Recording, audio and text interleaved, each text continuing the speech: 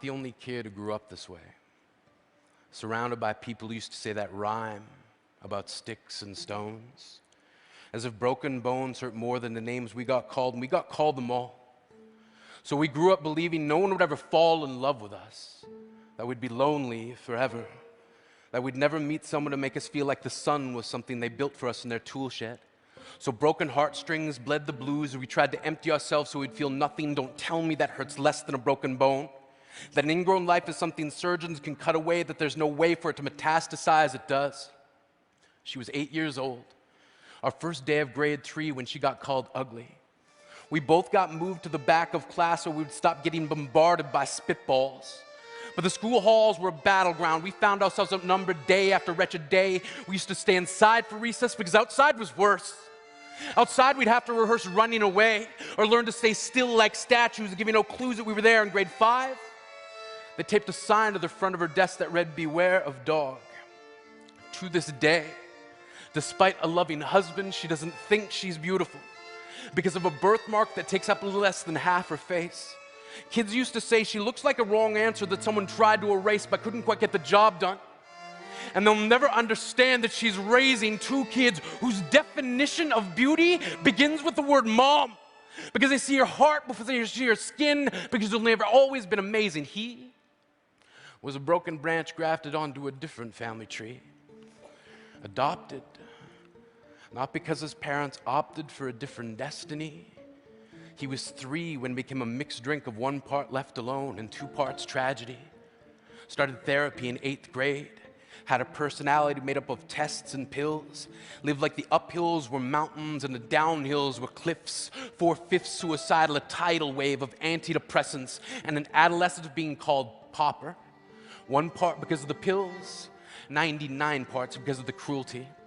He tried to kill himself in grade 10 when a kid who could still go home to mom and dad had the audacity to tell him, "Get over it." As if depression is something that could be remedied by any of the contents found in a first aid kit.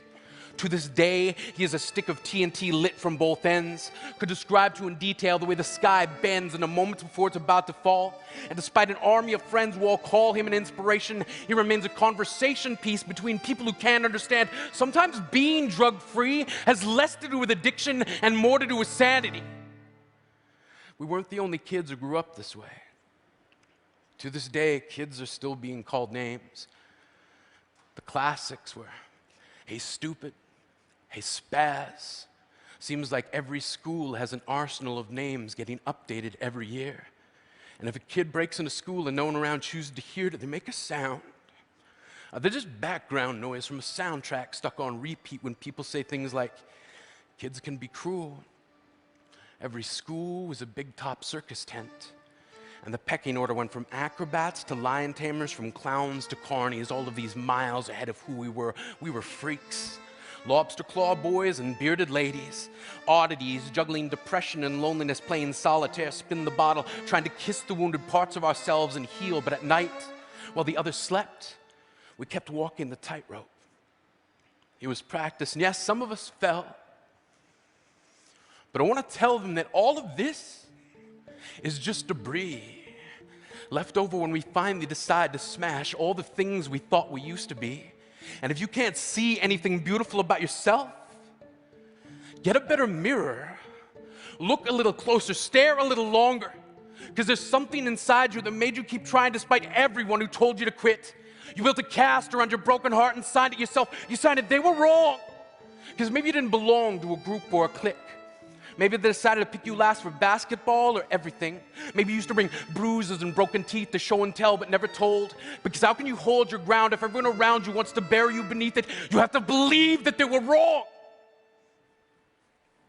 They have to be wrong. Why else would we still be here? We grew up learning to cheer on the underdog because we see ourselves in them. We stem from a root planted in the belief that we are not what we were called. We are not abandoned cars stalled out and sitting empty on some highway.